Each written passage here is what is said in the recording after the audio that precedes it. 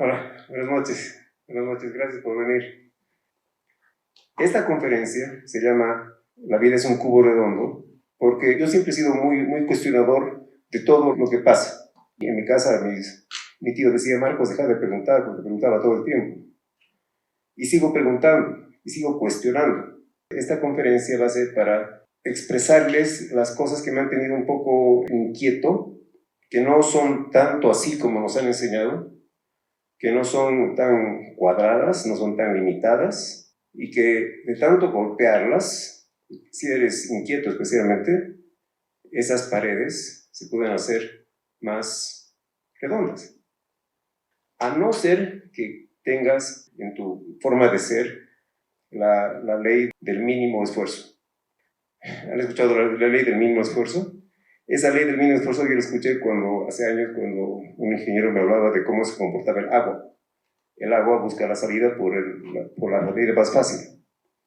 Pero esa ley de mínimo esfuerzo también la tenemos nosotros cuando buscamos la forma más fácil de sobrevivir.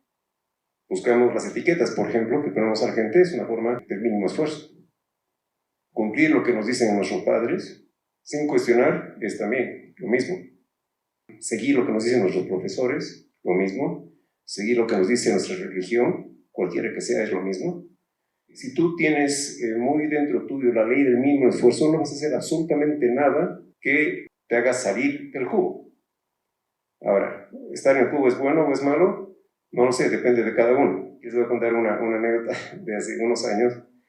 Tenía una reunión de curso, y en esa reunión todos estaban llegando estresados porque estaban viniendo de sus trabajos, de su casa, y todos estaban queriendo contar sus cosas. Y llega un amigo mío con las manos en los bolsillos, ¿no? Tranquilísimo, y se sienta a mi lado. Y le digo: ¿a qué te dedicas? Nada, no hago nada. O sea, no haces nada.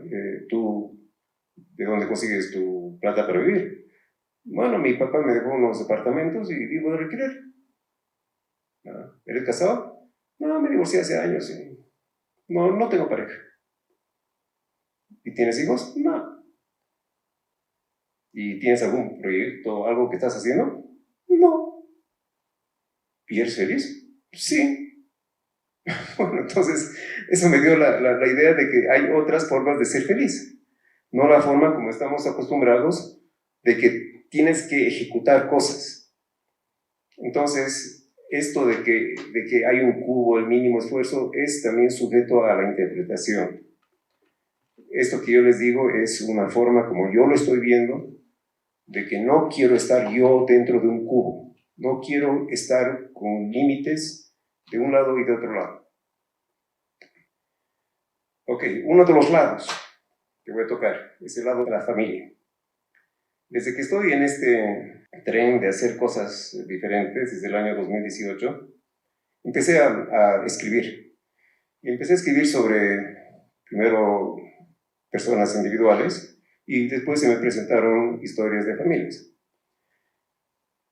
Y a medida que iba armando las historias de familias, me iba dando cuenta de que hay similitudes entre las familias y las personas. ¿Cuáles son las similitudes? La que más me llamó la atención es cómo las familias y las personas reaccionan con las cosas negativas que pasan. Las personas, lo que hacemos con los malos recuerdos, los bloqueamos. No los decimos. Entonces, cuando yo tengo una entrevista con alguien que me cuenta su historia, al principio era: ok, me ha contado todo. Después me he dado cuenta de que no me ha contado algunas cosas, porque me voy enterando por otro lado. Y pues digo: ¿por qué no me ha contado? Y es porque era muy doloroso. ¿Y por qué la gente bloquea? Por sobrevivencia. Porque les pone tristes y eso no les permite vivir bien. Por eso lo bloquean. ¿Qué pasa con las familias? Los tabús familiares. De alguien que haya hecho barbaridades en el pasado, porque hay N situaciones. Los tabús familiares tampoco se los cuentan. ¿Por qué no se los cuentan? Porque amenazan la sobrevivencia de la familia. Después, hay cosas que me he dado cuenta en las familias, que son las tradiciones de la familia. Y las tradiciones de la familia son muy interesantes. Pero además depende de quién te las cuente. En una familia hay personas de diferentes personalidades. Un mismo evento que es una Navidad, te la cuentan en 4 maneras diferentes, dependiendo de la edad de quien te la cuente, dependiendo de su personalidad. Y también así es como nos llegan las tradiciones familiares. La tradición familiar de que el abuelo había hecho tal cosa y que empieza a investigar un poco y no, pues no era así. El abuelo no había hecho eso. Pero no lo puedes decir. ¿Por qué? Porque le quitas el romanticismo a la familia. Entonces, eso te da idea también de que incluso en las historias hay interpretaciones que están más allá de lo que un escritor pueda relatar. Cuando empiezas a lidiar con gente de carne y hueso, tienes el problema, qué cuentas y qué no cuentas. Lo que les quiero decir es que lo que te cuenta la familia, de lo que es la familia y de lo que se espera de los miembros de la familia es uno de los lados. Y al ser una interpretación de cómo te han llegado las cosas, ese lado no es siempre el verdadero. Tal vez no hay lados verdaderos. Entonces es una forma de liberarse un poco de esa tradición familiar. Después hay otra cosa que es la falacia, que lo llamo la falacia del apellido paterno, el apellido de la familia, que es la marca de la familia. En nuestra tradición occidental, el apellido que tenemos es el apellido del papá, que es el apellido del abuelo, del papá del papá y del papá del papá y del papá del papá, ¿no? En el caso mío el apellido es Grisi, okay. Porque mi bisabuelo se apellidaba Grisi y parece que tengo parientes en México y en Brasil por el apellido Grisi, ok. Pues si estuviéramos en Brasil, sería el apellido de la madre. Y el apellido de la madre de la madre y de la madre de la madre y de la madre de la madre. Pues seguimos siendo las mismas personas. Entonces, ¿por qué tenemos que limitarnos por el apellido que llevamos? Está bien, es una unidad familiar y nos queremos entre nosotros, pero individualmente yo veo que el apellido paterno puede ser uno de esos lados que te limitan, que te dicen tú eres de este apellido y los que tienen este apellido no hacen estas cosas. Es una falacia. Y de ahí, cuando vas averiguando hacia arriba quiénes eran tus padres, quiénes eran tus abuelos, quiénes eran tus bisabuelos, te das cuenta al final que no hay reglas. No hay reglas, o sea, puede ser lo que sea, porque en las ramas familiares hay de todo, hay absolutamente de todo. Entonces, eso de la identidad es un tema que a mí me ha movido un poco el piso por hacer estas investigaciones, digamos. El punto que les quiero dar es que la identidad que viene por la parte de sangre es una identidad que no necesariamente te identifica a ti como una persona. Entonces lo único que tienes que hacer es seguir construyendo tu propia identidad, de acuerdo a lo que tú sientes, no de acuerdo a la tradición de la familia. De ahí viene otro de los lados del cubo, que es tu país y tu grupo social. ¿Cuál es el punto acá? Nosotros tienen sus grupos sociales, tienen sus grupos de WhatsApp, tienen sus clubs o tienen sus grupos de amigos, que los tenemos porque son parecidos a nosotros. Y eso significa que también hay ciertas similitudes de opiniones sociales, políticas. Eso en los grupos de WhatsApp se ve clarísimo. Todos opinan lo mismo. Y hay del que opina diferente, ¿no? Y le sacan la crema. Hasta lo sacan del grupo. Entonces, la pregunta que yo me hago es, ¿qué tan representativo soy yo o mi grupo social respecto al resto del país? Y no es muy representativo. En realidad es chiquito. Y no importa de qué grupo social, ni de qué lugar del país seas. Tu grupo es en realidad chico. Porque tenemos una capacidad limitada de ser amigos o de tener conocidos. Entonces, todas esas opiniones que circulan en los grupos de WhatsApp realmente no representan algo más grande. También tienes otra cosa respecto al país o respecto al hemisferio, el hemisferio americano. ¿Okay? En el hemisferio americano somos 1.000 millones de personas, desde Canadá hasta Tierra del Fuego. En el mundo, ¿cuántos somos? Casi 8.000 millones de personas. El país más grande que tenemos en este hemisferio es los Estados Unidos, que solamente tiene el 4% de la población mundial. 4% es nada. Y es nuestra referencia. Todas las películas que vemos es de allá. Y la cultura que ellos tienen, que me parece horrorosa, es la de portar armas, es de allá. Las películas de acción son fatales. ves películas de otros lugares del mundo, no son así, pero siguen siendo nuestra referencia. Entonces, también te pone un poco en perspectiva de que si lo que tú estás consumiendo es realmente válido. Es válido en el sentido de que es parte de la humanidad, pero no es tu única referencia. La pregunta es, estadísticamente, ¿eres representativo de algo? ¿De tu grupo social? ¿De tu país? ¿De tu hemisferio? Entonces, si no eres suficientemente representativo estadísticamente, ¿tú crees que tienes la verdad? Si estás con el pensamiento del mínimo esfuerzo, claro que la tienes, porque es lo más fácil. Yo estoy correcto, los demás están incorrectos, por más que el resto sea el 90%. Pero es una de las cosas que a mí me empuja a decir, hay algo aquí que no está bien. Ahora voy a tocar otro tema que es un tema un poco más complicado, el de la religión.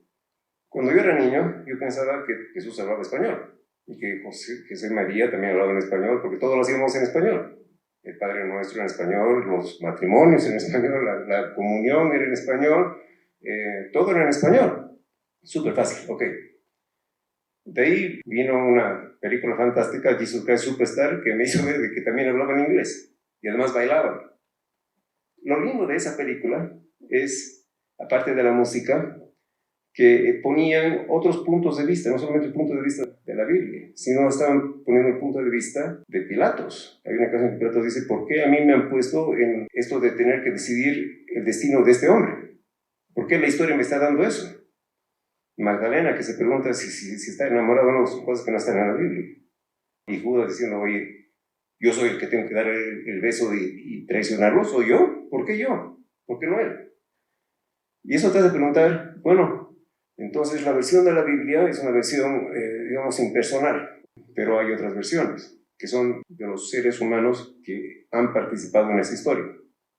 El problema con hacer ese tipo de preguntas hace de que digerir la historia que te han contado ya se hace más difícil, porque ya la cuestionas, ya dices, hay otros puntos de vista, no solamente ese. Ahí vino otra película más, La Pasión de Cristo, ¿se acuerdan? De Mel Gibson, que hizo un trabajo fantástico poniendo todo en el idioma original. Yo ya sabía que había otro idioma, pero no sabía cuál y no había investigado, que es arameo. ¿Y por qué viene arameo? Empiezas a investigar un poco. Y arameo viene porque 500 años antes, en 500 años antes de Cristo, Darío I, que era el emperador de Persia, ordenó que el arameo sea la lengua oficial de toda la parte occidental del imperio persa.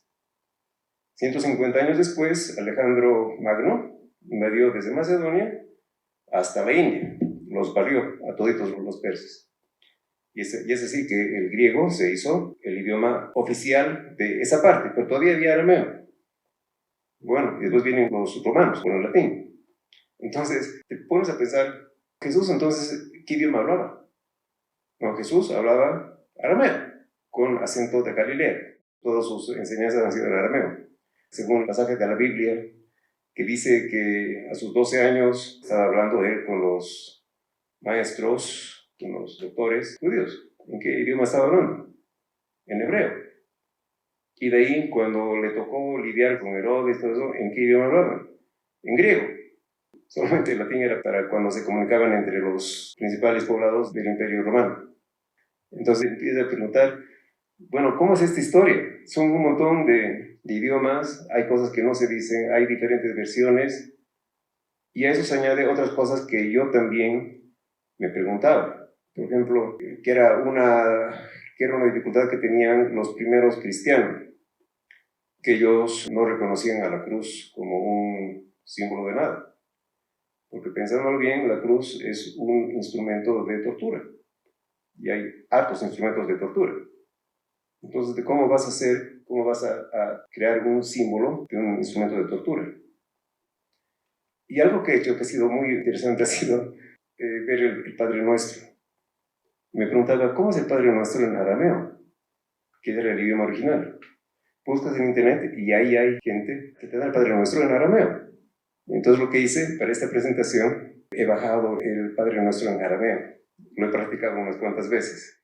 Y este dice así: Abon di Bashimaya, Nikadesh Shemach, Tite Malkutaj, Neue Savionaj, Aikana, Tavish Maya, Afpara, Hablam Lamo, Pesunkana, Niomana, Huashkuk Lan, Jovan Matojen, Aikano Dovnan, Shvak il Hayoven, Lotalan il Nesiono, y lo pasó más eso. No entiendes nada, obviamente. Pero ese era el idioma original. Ese Padre Nuestro en arameo lo tradujeron después al griego, que era la lengua franca de ahí, después lo tradujeron al latín. Bueno, todavía hay problemas con la traducción. En español, la parte que dice no nos dejes caer en tentación es clarísima, pero en inglés es diferente. En inglés dice do not lead us into temptation, no nos lleves a la tentación. Y en alemán es diferente también. Führe uns nicht in Versuchung. No nos lleves a la tentación. En los otros idiomas está como nosotros lo decimos. No nos dejes caer en tentación. Entonces, incluso en eso hay una dificultad en la forma como se reza la oración principal. Yo rezo Padre Nuestro todos los días en las noches para agradecer. Y trato de no pedir nada, simplemente agradecer. Y hay una oración al final que me doy cuenta, especialmente en lo que hago ahora, que es súper importante. La última oración de Padre Nuestro que dice, y líbranos del mal. ¿Saben por qué le pongo tanto énfasis a eso? Porque cuando empiezas a hacer cosas diferentes, a hablar con grupos diferentes, a irte a lugares desconocidos, necesitas un cierto tipo de protección, porque hay cosas extrañas. Les voy a contar una anécdota, no es que me haya pasado a mí, sino que ha sido algo que años después me sigo acordando. Tomé un taxi en Santa Cruz y el taxista estaba de shorts. Y le digo, ¿usted va a ir a jugar fútbol después? Y me dice, no, estoy yendo a jugar tenis. Es una caricatura de alguien que juega tenis y que maneja un taxi. Y él me dice que lo que pasó fue que mi padre falleció, dejó construcciones, dejó plata, y vino un primo que se la charló a mi mamá y compramos cosas, dejándole a él toda la confianza, y resultó que él era un estafador. Toda la plata que nos dejó mi papá, más deudas, la dejó a mi madre. Y mi madre ya no tiene lágrimas por la pena que tiene. Y me dijo una cosa, los estafadores no tienen alma. No tienen alma, y es cierto. Y no son solamente los estafadores de plata, los estafadores de amor tampoco tienen alma. En el sentido de que pueden enamorar a uno a otro y los pueden dejar hechos pomada y no les pasa nada. Entonces, ¿cómo haces tú para identificar a esa gente? A veces no las puedes identificar. A veces te la charlan. En tu oficina te la pueden charlar, a mí me la han charlado. En las relaciones de personas que he tenido, parece que tengo algún filtro que hace de que no persista en tratar a esa gente.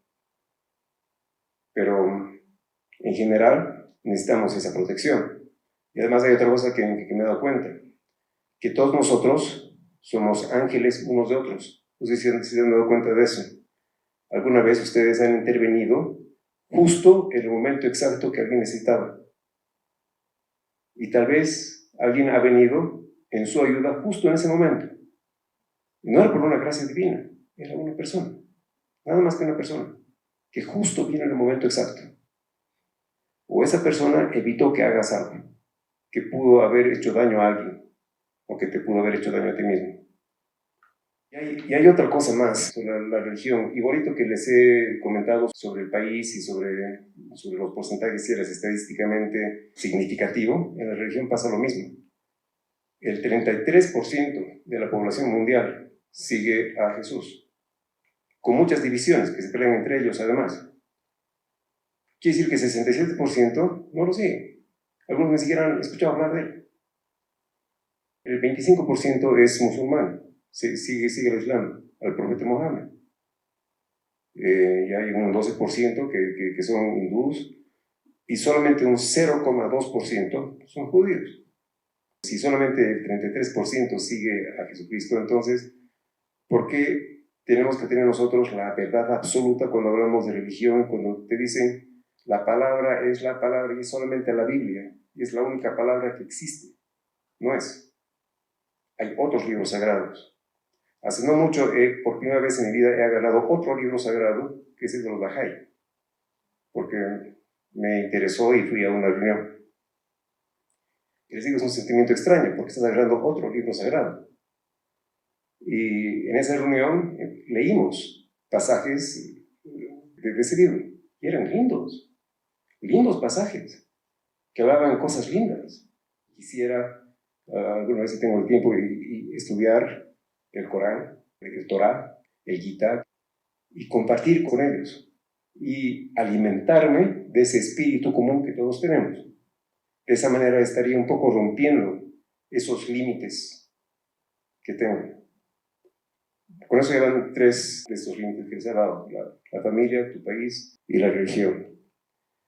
Y el último que tocaré es el matrimonio, que ese es también un enorme limitante, pero también está sujeto a interpretaciones, por supuesto, porque hay miles, millones de formas de llevar una relación. Lo que más me preocupa del matrimonio es de que hay personas que pierden su identidad, que se portan de manera diferente cuando están solos o cuando están en pareja. Eso es triste. Eso es triste porque no pueden desarrollarse, no pueden reír, no pueden bromear libremente. Porque, ¿qué pasa? Hacen eso y a la salida su esposo o esposa le dice por qué has hecho y por qué dices, y prefiere mantener las cosas bien, portándose tranquilo. Eso es terrible. Y a cada quien decidirá si es que pueden vivir con eso o no. Para mí es un poco triste. Como les dije en un principio, no les voy a dar yo ninguna receta. Cada quien verá su propia vida y su propia interpretación de lo que les estoy diciendo. Para cerrar esta presentación, yo tenía muchas dudas sobre qué era lo que valía más en la música. Si valía más un autor o un intérprete. Unos dicen, el autor es más importante, porque sin el autor el intérprete no tendría que cantar. Y otros dicen el intérprete porque el autor puede que no tenga la suficiente proyección. Los que más valen para mí son los cantautores, los que pueden hacer su propia canción y lo pueden cantar lindo. Y esto pasa con nuestras vidas.